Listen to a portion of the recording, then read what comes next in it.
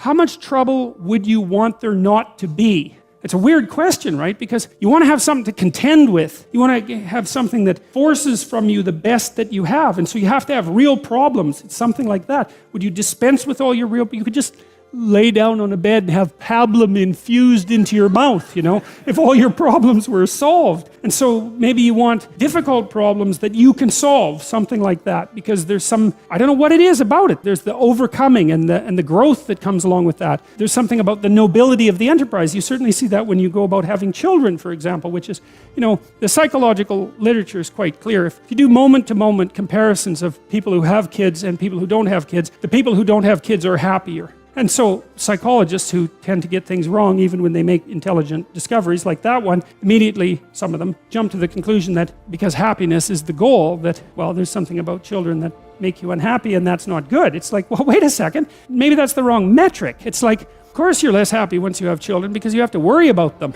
But then it isn't, well, if having children doesn't make you happy, the answer isn't don't have children. It's like, don't be so stupid about being happy. That's the answer. It's because there's a nobility in the pursuit, right? And of course now you're responsible. You have a new baby, you think, especially if you're a new parent, you think, what the hell is this? And what am I going to do with it? It's like, and then you're done for the rest of your life. You never sleep properly again because you're going to be worried about this creature that you have to take care of. But like, what the hell good are you if you're not doing that? Or something else equally difficult, because you just haven't been called out yet, unless you take on a responsibility like that. The idea that, that happiness is the purpose of life. It's like, great for happiness, man. If it comes along, you should be thrilled that it's visiting you. But the notion that that's what you should pursue, that's the weakest possible notion. First of all, as soon as something terrible happens to you, you're done. It's like, life is to be happy. It's like, well, now you have cancer. So how's that? How's the happiness thing working out for you now?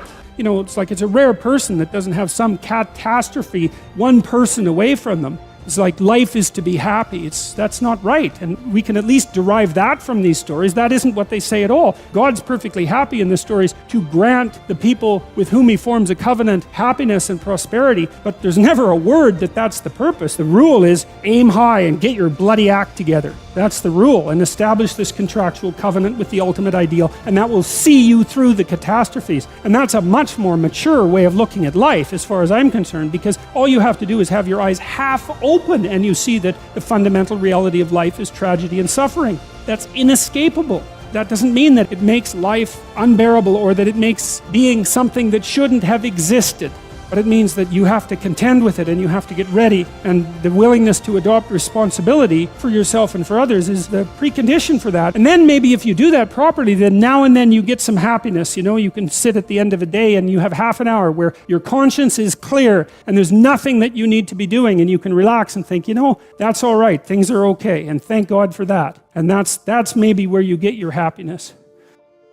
Why would you be disinclined to engage in the process of building a stable family? And one answer might be, well, you're just utterly useless, right? You can barely take care of yourself, much less someone else. But let's leave that aside for a moment, although that might be a contributing problem. That's just sheer inability. Another problem would be, well, it's kind of an immature hedonism in some sense. Why would I want the burden of a family? Why would I want the constraints of a permanent relationship when I can have all the freedom to choose? It's like, well, first of all, why do you think that a family is a burden? And second, why do you think that all that choice, which I doubt you have anyways, is freedom? It's a deep immaturity and ignorance that's gripped us because we don't understand. Here's something we don't understand. You need a meaning to sustain you in the face of suffering, or you become bitter and nihilistic and malevolent and hopeless. The meaning that will sustain you through suffering is to be found in the adoption of responsibility. Why take responsibility? Well, because that's where you find meaning. You find the meaning there that will sustain you through the catastrophe of your life. And the more you bear that responsibility, the more meaning will be there when you need it. There's an idea that's deeply embedded in our culture, it's an extraordinarily deep idea, that it's incumbent upon all of us to voluntarily bear our crosses as we stumble uphill. And that's a celebration of the heaviest possible responsibility, right? To take on yourself the literal burden of betrayal, death, pain, torment, tyranny, atrocity, all of that. To take that on voluntarily, to lift it onto your shoulders.